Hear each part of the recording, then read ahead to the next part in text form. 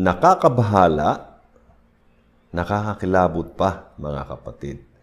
Ang tinutukoy ko, itong mga sinasabi ng ating presidente. Pakinggan natin, mga kapatid. Allowing the former president to face charges of crimes against humanity in relation to his bloody war on drugs. Interpol asked for help and we obliged because we have commitments to the Interpol which we have to fulfill.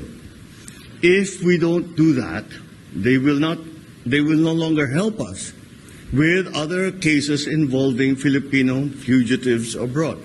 Ako'y natatakot, kinikilabutan. Bakit? Nakita ko kasi mga kapatid, ang tatlong mga katangian na meron siya.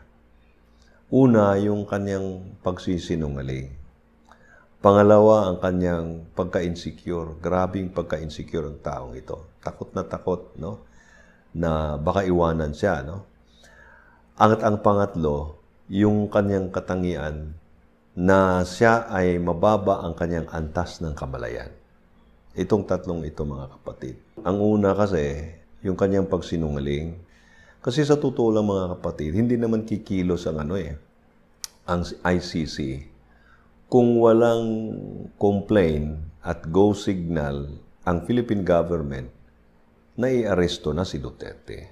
Hindi mangyayari yun At saka ang Interpol, ay ano lang ito, ahensya lang ito. Police, international police nga, pwedeng tanggihan Ang problema, hindi na talaga niya matanggihan to, hindi niya mapigilan. Bakit? Yung Philippine government mismo ang nagsabi na i-aresto na si Duterte. Kaya dito talagang ang kanyang kalalim ng kanyang kasinungalingan. Matindi, mga kapatid.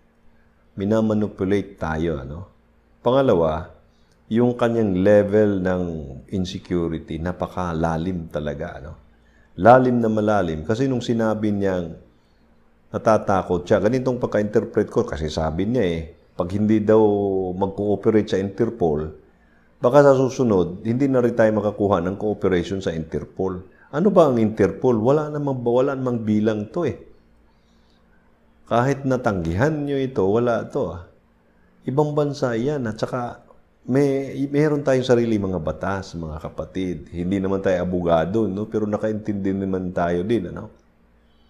Kaya dito, ang kanyang pagka-insecure ay talagang napatunayan na dito. Kaya, kung kanyang mga kaalyado, ganun din ang gagawin, wala siya magagawa. Kung anong sabihin ng kanyang mga kaalyado, susunod siya. Bakit? Insecure nga Takot iwanan. Takot na wala nang maniniwala sa kanya.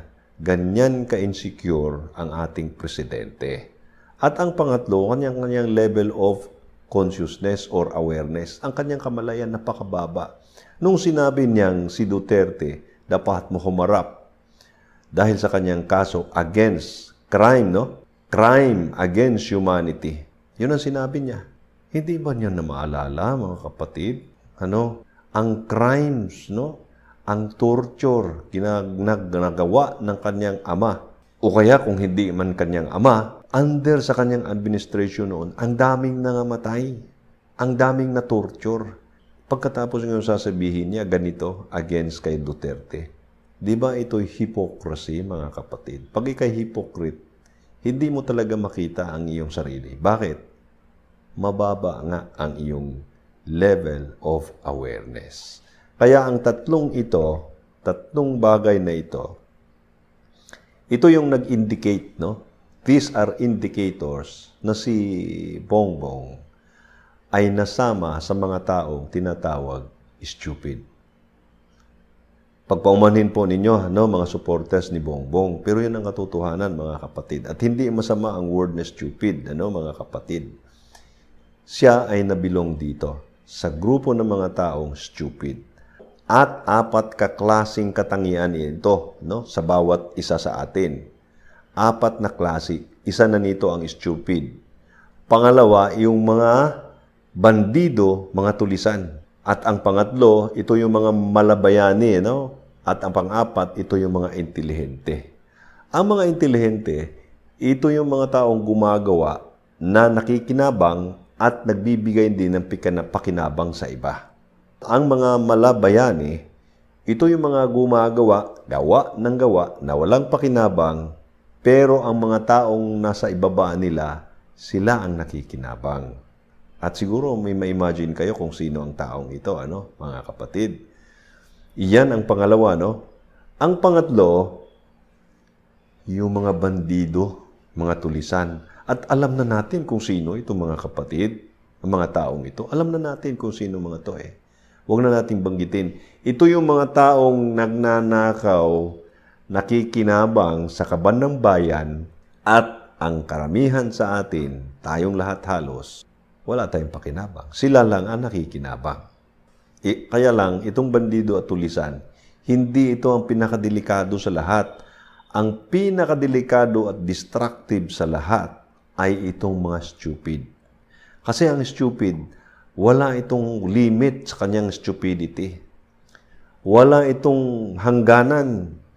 At itong mga taong ito yung wala nang pakinabang o kung meron man, konti lang, ang nakikinabang talaga, yung mga tulisan, mga bandido, siya mismo na stupid, wala. O kung meron nga, mali, konti lang. At ang masama pa nito, ang mga taong under sa kanya, na hinahawakan niya, wala ding pakinabang. Bagkus, ilalagay pa niya sa kapahamakan. Ito yung isang katangian na sinasabi ng mga nagsasaliksik sa buong mundo na napakadelikado sa lahat. Hindi mo maarok kung ano ang takbo ng utak. At karamihan sa mga stupid, madaling sulsulan. At pag nasulsulan na, hindi na ito naghahanap ng mga proof. Basta't nalaman niya na ganito, naniwala na siya, gagawin niya na ito. Di ba nabilong si dyan, ang ating presidente? Pagpaumanin po niyo mga kapatid. Pero, napuno na rin siguro ako mga kapatid, Pero ayaw ko pa rin pumanig sa inyo. PBBM ba kayo o kay Duterte? Ayaw kong pumanig sa inyo Ayaw ko rin pumanig sa mga makakaliwa. Dapat neutral lang. Para kahit saan tayo, pwede nating batikusin ng kahit sino. Ngayon, si Duterte ba? Si Digong at saka si Sara, mga stupid din. Meron ding pagka-stupid. Alam nyo ba? Kasi katangian nga natin lahat ito Ako, meron din yan. Kaya kung minsan, nagagawa kong pagka-stupido kung minsan, na ikukorek ko at hindi ko na inuulit. At ang magnitude ng ang resulta, effect ng aking pagka-stupid, ay hindi kagaya nito mga leaders ng ating bansa. Bakit ko nasabing may pagka-stupid din si Digong at saka si Sara? Ay binitbit nila si itong dalawa, ito si Bongbong. Binitbit nila, di ba stupid din? Out of yung kanilang admiration, lalo na si Digong, kay Marcos Sr. Admire niya ito Idolo niya ito.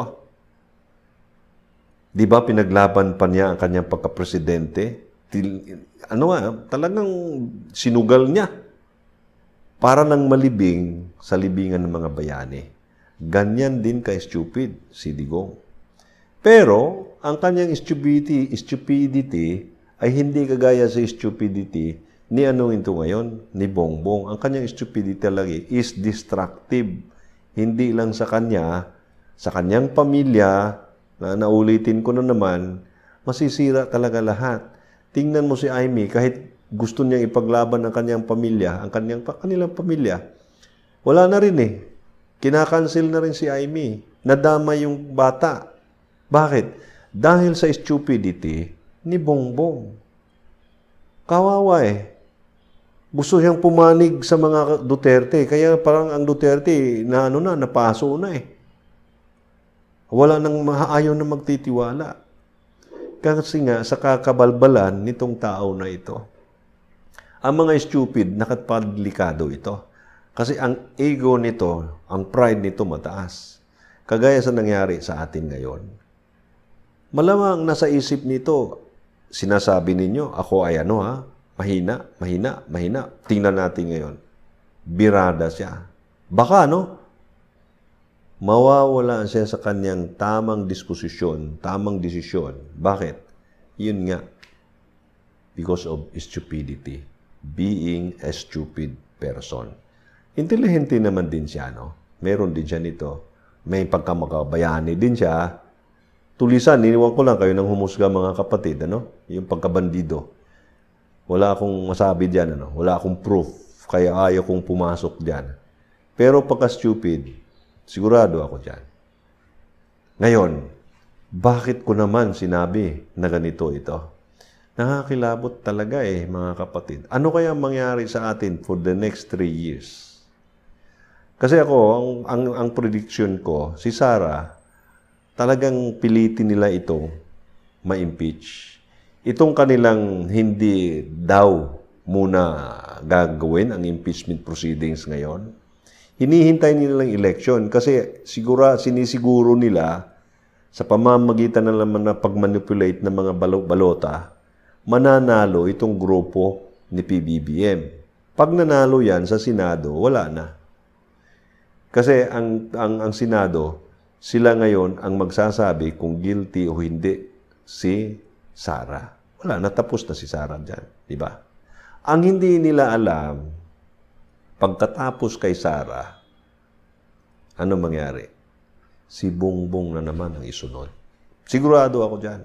Sana mali ako, no, mga kapatid. Si Bongbong naman ang isunod. At sinong gagawa nitong impeachment complaint? Yan din, yung mga makakaliwang yan. Ngayon ang tanong, hindi mangyari yan, mga kapatid. Paano masabi yan? Sa dami ng mga supporters ni Bongbong, magagawa ba? Kukunti lang itong mga mga makakaliwa. Huwag mong ismulin, mga kapatid, ang kaisipan ng ating mga kongresista at mga senador. Huwag niyong ismulin, ang kanilang pagka-stupid din na kagaya sa ating lahat. Huwag ismulin. Kasi alam ninyo, pag meron ng mga tao ngayong nag-file ng impeachment at gumulo na naman ang ating bansa, yung mga taong nasangkot dyan sa mga pera-pera nila ngayon, maglilipat bahay yan. Pupunta yan doon para magiging mga whistleblower. At sila nagpupunta roon para hindi na sila ngayon pagbubuntungan ng galit ng tao. Kasi nga, nagiging whistleblower na sila Sinisave nila ang kanilang mga sarili. Mag-exodus na naman ito, kagaya sa ginawa nila sa mga Duterte. Di ba? Nakita nyo, sila Abante, ang dami, na nagiging mga balimbing talaga. Kitang-kita mo, mga walang iya talaga lumipat. Ganon din ang mangyayari dito kay Bongbong. Magsialis din iyan. At ang pinamakasaklap pa dyan, itong mga kaalyado niya na malapit talaga sa kanya, na hindi mga makakaliwa, lilipat din ang mga iyan o hindi kaya tatahimik lang. Kaya, ganyan ang mangyayari sa atin. For the next 3 years, instead na ipagandahin natin ang ating ekonomiya, ipagpatuloy yung ating mga projects, magugumon tayo sa mga ganitong mga issue na inumpisahan kay Kibuloy at kung sino pa dyan ang umpisa. Wala na tayong nagawa kung hindi puro na lang investigasyon. Ang ating mga infrastructure na iwanan. Muntik pa tayong madali nitong ating 2025 budget. Kung si Bongbong hindi niya alam na mayroon palang isang kopya na may mga blanco, paano pa itong ICC? Baka hindi nga niya alam din ito. Baka isang senaryo din yan, na yung pala, mayroon nagpadala na doon ng sinabing, ito ay galing sa presidente ng Pilipinas. I-arrest nyo na si Duterte. Yung pala hindi siyang gumawa. Kaya lang, sinakyan na lang niya. Kasi bakit? Takot siya. Na pagkahininto niya, baka mawalan siya ng mga kaalyado. Ganyan masalimuot ang ating kalagayan ngayon, mga kapatid. Kaya for the next 3 years, ang mangyayari sa atin, alam ninyo mga kapatid, puro na lang tayo politika. Politika na lang tayo at magiging ganito tayo mga kapatid.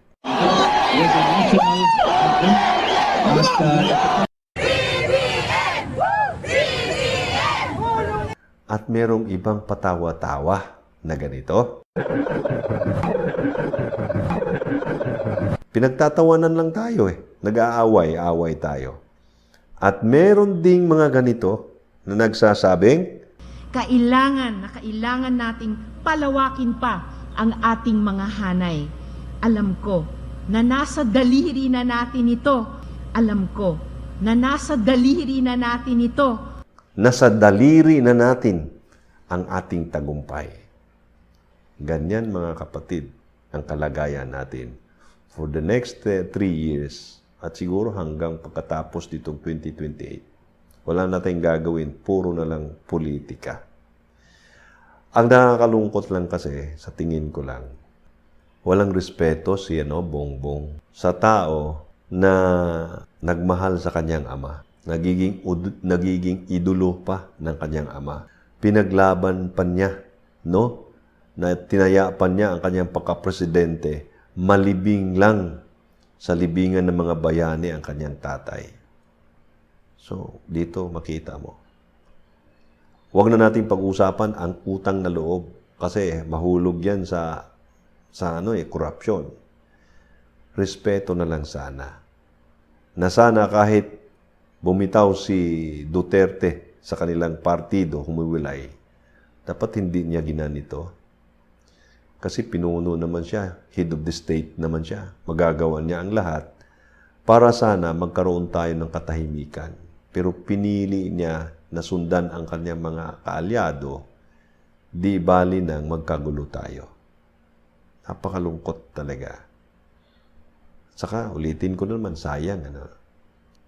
Kaya tingnan natin din ang ating mga sarili, mga kapatid. Saan ba tayo doon sa 4 na katangiang nabanggit na natin? Kasi, mag-ingat tayo, iangat natin ang ating antas ng kamalayan, tingnan natin ang ating mga sarili, para hindi tayo magiging mga stupid na kagaya ng ating presidente ng ating bansa. Mapagpalang araw po sa ating lahat.